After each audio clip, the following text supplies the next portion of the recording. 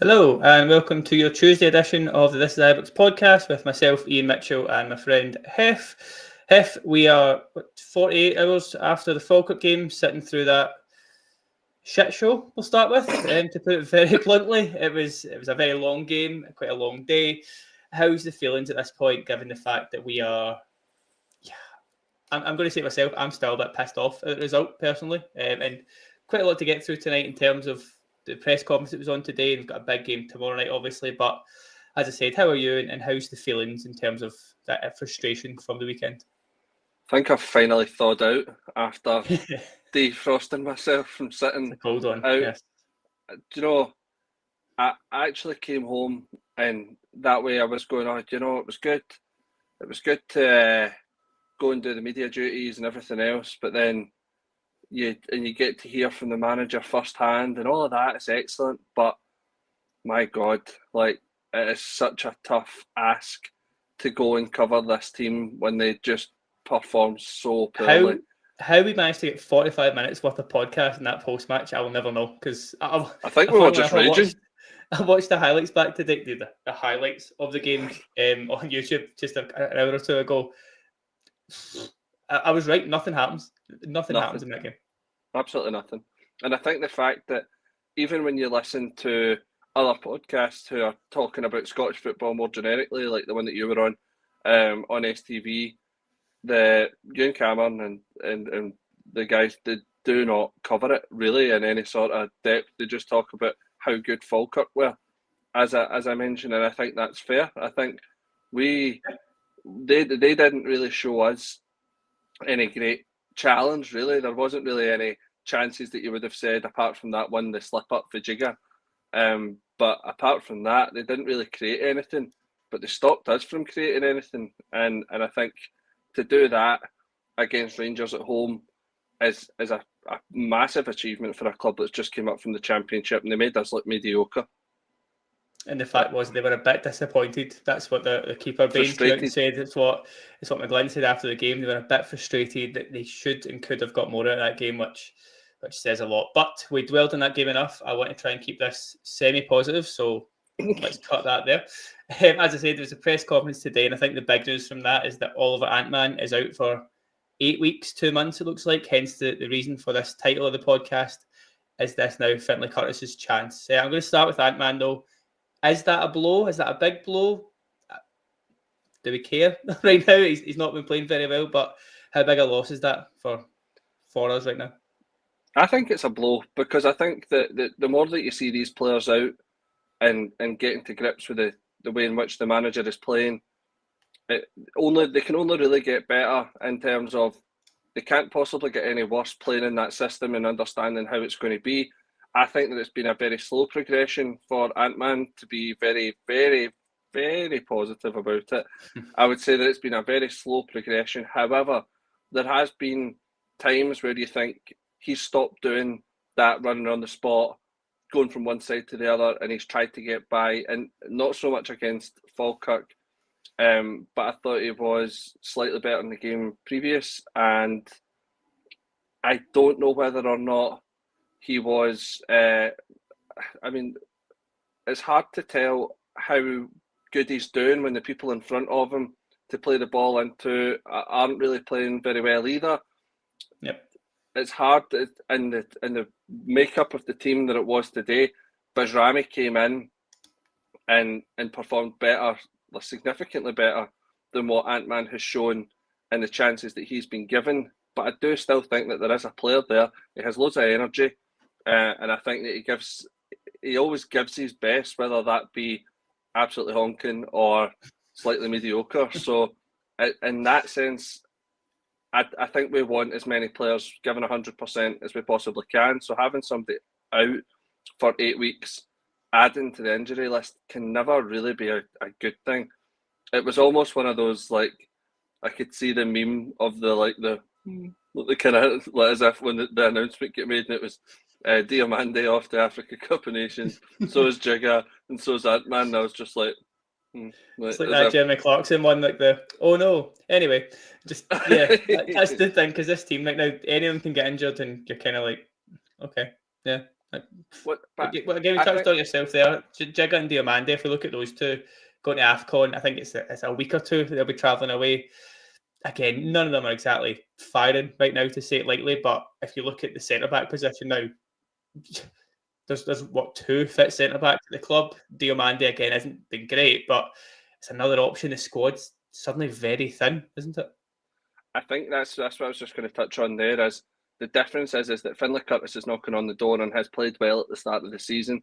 Antman is playing purely because of the fee that we paid for him and the wages that he's on. Therefore, you would like to see Findlay Curtis get a chance with a fit Antman, never mind one that's injured. He should be getting his chance ahead of him anyway. And I think Danny Rule kind of alluded to that in his press conference when he said that there are some players that are kind of playing themselves out of selection. And I would put him in amongst that. The problem that we've got with the Jigga Diomande situation is Diomande on his day probably is someone who can provide you a wee bit of a spark, a wee bit of that talent, but we've not seen it enough. He came on for the last 10 minutes in that game and he went missing. It was almost as if we'd just taken a player off. I don't think he really did anything to help motivate the team or to help create any chances. Jigga's a difficult one because Jigga's a bomb scare, and I wouldn't like to see him play with any other. If we had all of our available centre-halves fit and healthy, I wouldn't like to see him anywhere near the team sheet. No. But the problem is that he is playing. So how bad must the players behind him be if he's still playing? Is it purely because he's on a contract that says that he has to play games, having come up from Wolves? A similar situation to what we were talking about at the start with Mikey Moore when he wasn't playing well, but still kept getting minutes. I don't know. It wouldn't be surprising to see. I don't know whether or not there's a clause in the contract to send Jigga back down to Wolves in January, given that there's been a new manager and that it maybe not be working. There might be some sort of argument to that. However, who are the replacements that we could put in? I mean, Suter they said that they weren't sure when he got injured during the international break. They said that it might have been, I think it's funny listening to Danny Rule because he talks in days, obviously quite a like European trait of everything has to be so specific and measured, but he said it was between 25 and 50 days, just depending on the condition of him that was seen because it was a muscle injury and they didn't want to rush him back. I suppose an argument, or not so much an argument, but I suppose a point to make would be, given John Suter's career history of injuries, are we in a position where we need to kind of rush to get him back into the starting 11 and then forcing another longer term injury? I don't know. I think it's really messy. I don't think, especially for a guy who could technically be out the door in January. He can sign for clubs for free in January and move on this summer. So does he himself go, I'm going to put my body on the line here, knowing he's had bad injuries, knowing he's maybe played through injuries at times? I don't think he rushes himself back. But maybe that's why because he has turned up at times, but you know what I'm saying.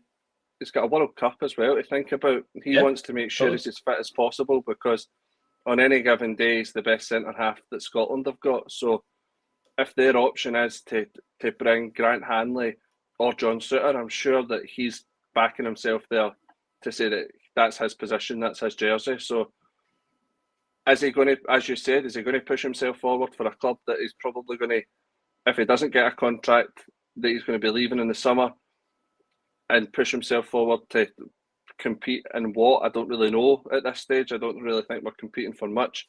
So I don't know. You might see the introduction of Clinton and Ciala.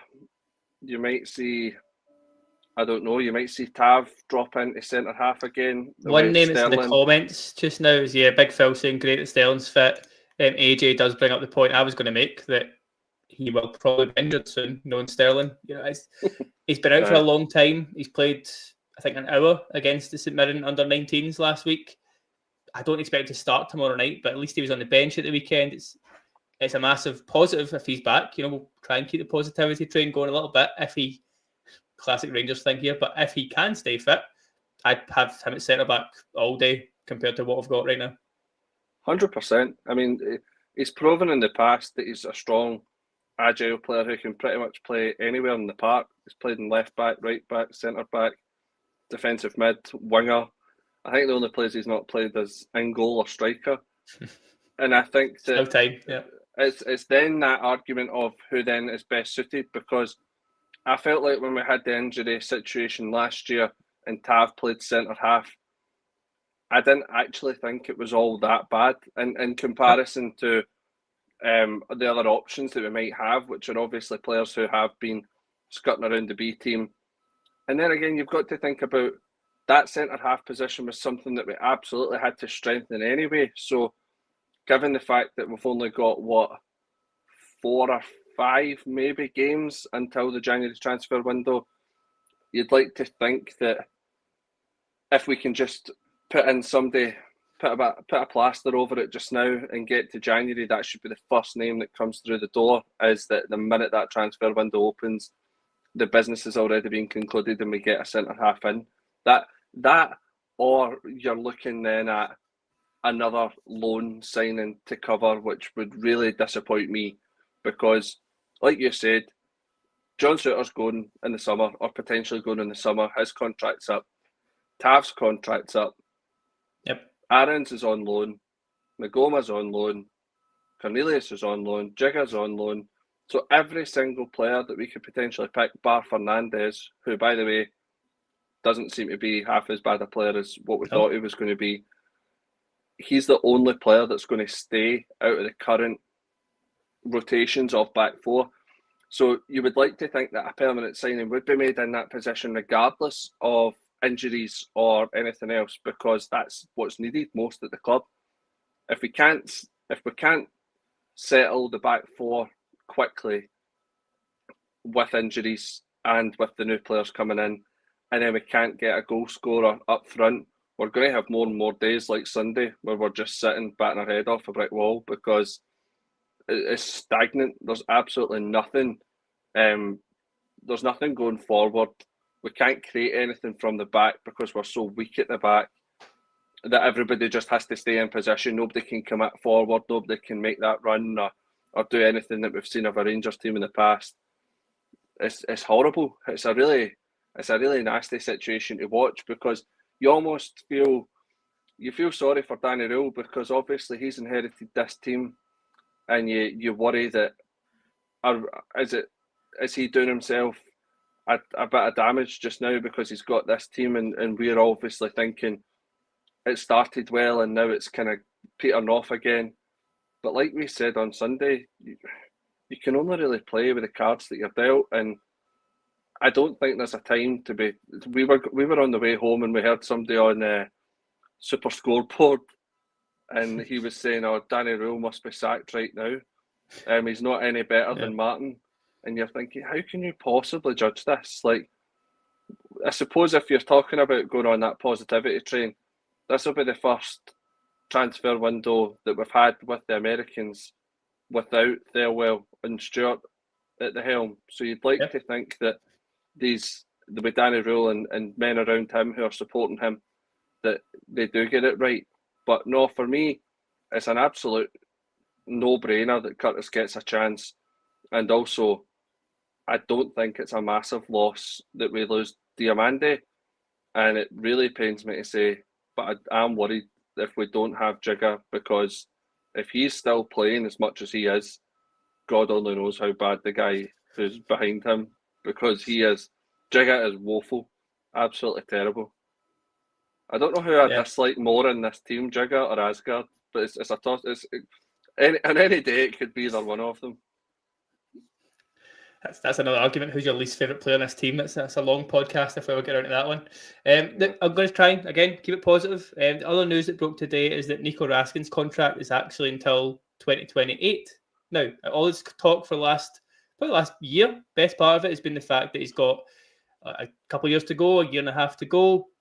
Yet suddenly there's this, like, I'm not sure if it's the classic Football Manager thing of like optional 1-year extension by the club and you can just activate that. I don't know how realistic that is, but either way, it seems like we've got an extra year out of Raskin. Now, I don't expect him to be here anywhere near that long, but that's more good news, right? I know he's not playing very well just now. He's not the player he was the end of last season. I said at the weekend, I think he's got one eye out the door already. I think it's pretty obvious the fact he's playing a bit within himself. Maybe, I don't know if it's the World Cup in Belgium, try to keep himself nice and healthy for that. I don't know if he's got something lined up next month to move on, but either way, this has got to retain a bit of value in him.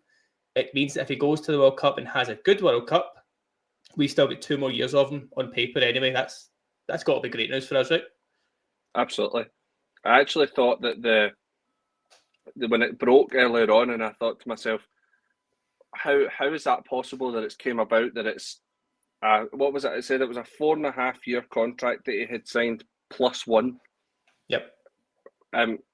For me, if you're looking at like a player trading model type thing, I think you're absolutely spot on. All we hope is that he goes on and has an absolute blinder of a World Cup, and then everybody comes in and sees that he's actually playing in the Scottish Premier League, and they all start fighting for each other to take him. The other side of that is he goes and has a bad Belgium get put out. Belgium have a bad World Cup. He then has a bad World Cup, and then he comes back and ideally looks for a move, and we've been holding on for value. And I think that as a Rangers fan, we've seen that all too many times. I don't know if you agree, but times where we should have probably just pulled the trigger and let our players go rather than letting them go for buttons or at least for nothing. I'm thinking Kent and Morelos is immediately just alarm bells in my head right now. Yeah. Even I don't know whether or not Joe Aribo and Kamara and players like that probably go into that. I know that we had got money for them, and I know that it was a success, but you just think like, if when the interest was there for, even when it was like Nathan Patterson, I thought that was good business because the money was there and he was unproven really at that point. Yeah. He had played a few good games. That was perfect. That's exactly how we should do it. And he wasn't getting a game either, which is a massive factor. Like, if you're not getting a guy, if you're not playing a guy and you can get 12 million for him, you take that all day up here, obviously. I thought it was around 8, but it might have ended up being 12 with like add-ons and stuff like that. So no, if someone comes in with a good offer for him in January, I would still take it regardless, because we then run the risk of, it's inevitable in football that players unfortunately pick up injuries and stuff like that, and I don't want to jinx it because I still think he has a part to play at the club.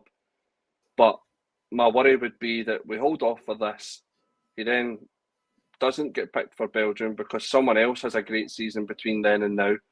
Yep. And then we're sat with a kind of dead asset, a player who's unhappy, by all accounts, a bit of a nuisance sometimes when he's not getting his own way. I don't know. I suppose we're talking about hypotheticals here. With regards to, we're talking about interest that might not even be there. We know that interest has come in the past, but ideally it would be nice to see a couple of teams try and fight it out for him before this World Cup. With that in mind, if they already have them on their radar, then maybe they're thinking if he has a good World Cup, then his price tag goes up and other teams strike now while you can, kind of thing. Exactly. Yeah. They might try and cut the price and try and get in, and then we're sitting potentially a bit raging because we've cut it short and sold. But with all of these players, there needs to be some sort of sell-on percentage fee anyway. So just like with Agaman's already been touted to go to La Liga seen today. So if he goes again, we'll get a chunk of that, and that's the way it should work. So for me, Raskin being here longer is only a positive with regards to how much money we can get for him, because it's certainly not for him to play here forever, because he doesn't want that. And I don't think we really want that either, because I think if he were to stay, it would be because things had went badly, not because they had went good. Yeah, that makes total sense. There was a couple more lines that came out from Daniel's press conference today, mainly about what kind of players Rangers need to target and buy. I've got 3 quotes from here, very quick ones, where he said that we need players that have a natural aggressiveness with the ball, which I think touched on what he said to us in the post-match one the other day about players not being direct, not being brave, all that kind of stuff. So not a surprise in that one. But the other 2, we need players that understand what it means to play for Rangers, which made me think of like Scottish players he was aiming at a little bit, and then players that can handle this environment. You know, it's very obvious stuff, but it's the type of player we didn't target in the summer. And that's kind of the common chat just now, is like what position do we need to prioritise? Who do we need to bring in? Who needs to go out? But for me, that's spot on. We need guys that can handle playing for Rangers and are brave enough, because that's what's killing me just now, watching guys that aren't brave, aren't trying things, aren't taking those risks. That's, I want to say music to my ears, but I guess it is kind of tick boxy stuff. He's going to say that, isn't he? Aye, but see, when you think about that, would you not categorise all three of those points as, on paper, a Joe Rothwell? Someone who's aggressive, wants to get on the ball, can play in front of Leeds United fans, probably knows, having played in Britain, what it's like to play for Rangers, having played at a big club like Leeds with a lot of pressure on him. So why has that not worked for Rothwell? Because I agree with you. When he was coming in, I thought this is the guy who's like the Stephen Davis type guy that's sitting boss in midfield, start running games. Why is Rothwell not even getting the squad? He might be injured just now. No one knows, he probably is, but he's not been in a few squads now. Why does that go wrong? That's what I'm saying. So, like, I think sometimes you can have the perfect player profile and it works out really well. There we go. So Joe Rothwell has a knee injury. But I think the whole problem was when he came in, we had players who had played with him previously who were going on other podcasts saying, actually, I used to play as a 10. Or at times I've actually seen him out on the left wing and you are playing him as a sitting midfielder. So you're not ever going to get the best out of him. So there's a bit of Martin to blame for that. I think we can just blame him for everything from his appointment onwards. But Joe Rothwell on paper is the perfect player for that, what Danny Rule wants.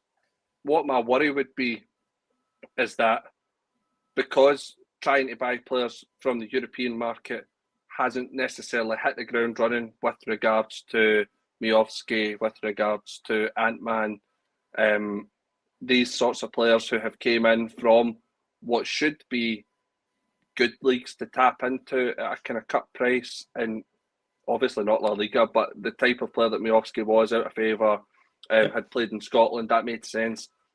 My worry is that just because those ones didn't work, that then we go, right, toys at the pram, we're not doing that again.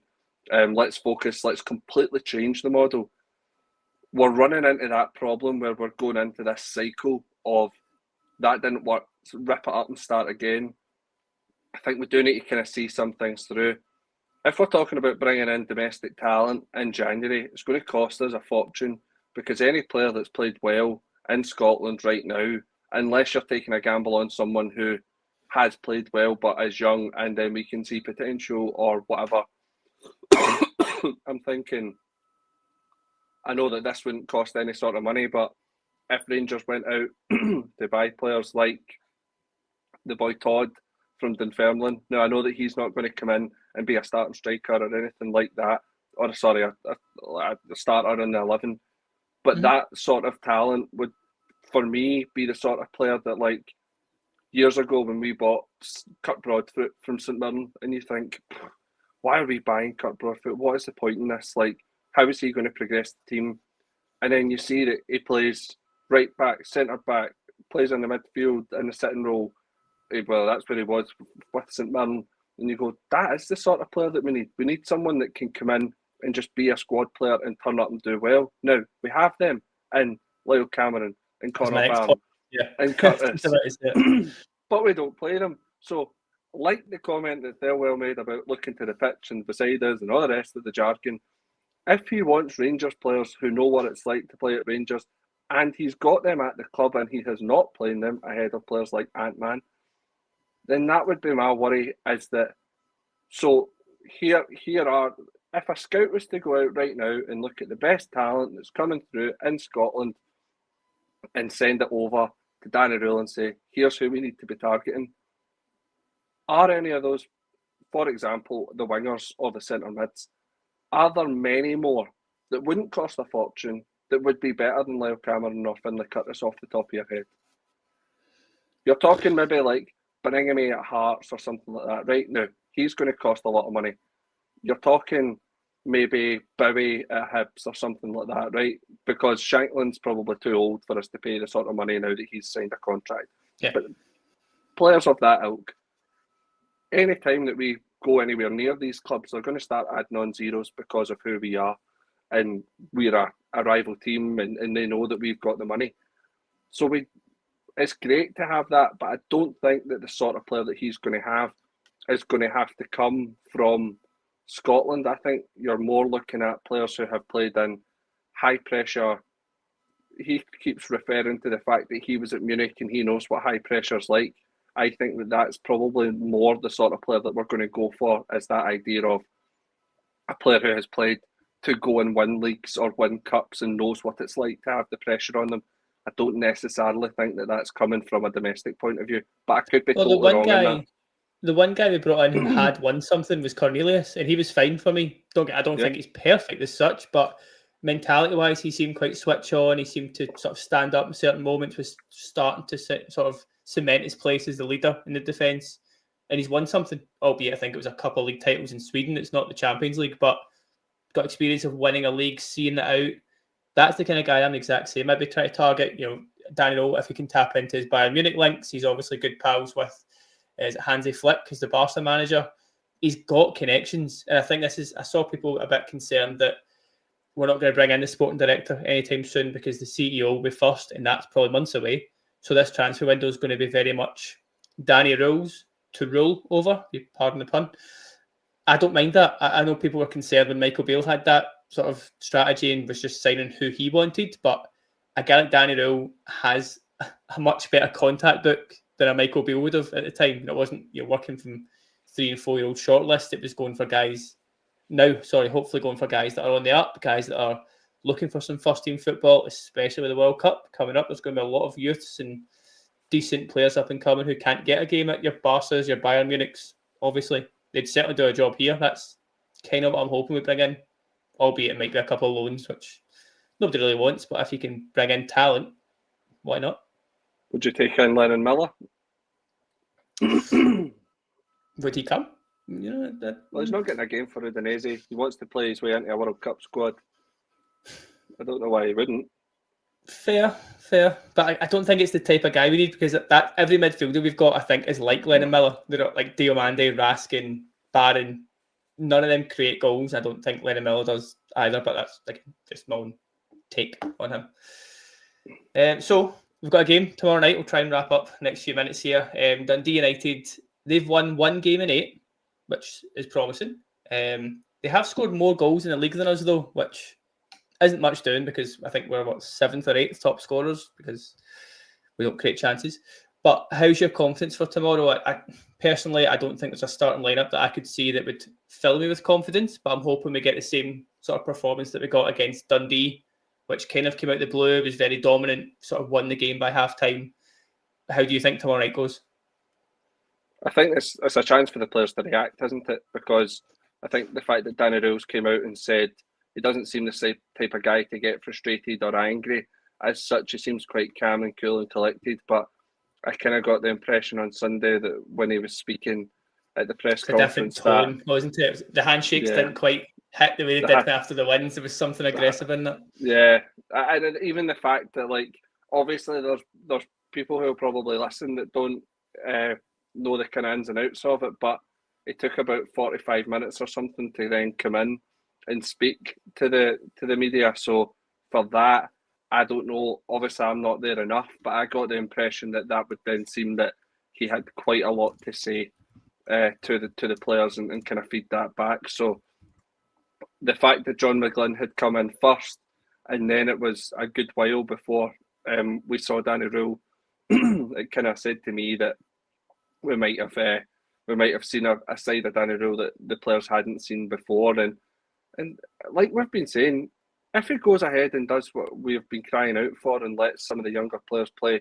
then we might see a bit of freshness, and we might see players pull up their socks knowing that they're not going to be getting these appearance bonuses, or they might not be getting these opportunities to then go and represent their country if they're sitting on the bench. So, no, I'm confident that the team can react tomorrow night, and I think that we'll probably go out and I'm going to say that we're going to win by 3 goals tomorrow night.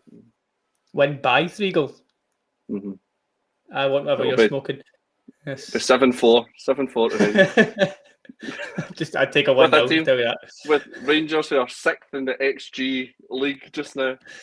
Yeah, I've seen that one as well. I've got one team lineup in there from Big Phil. Give me your thoughts on this one. He's dropped Tavernier, which sort of feels a little harsh. The rest of it's probably to be expected if you do bring in Curtis.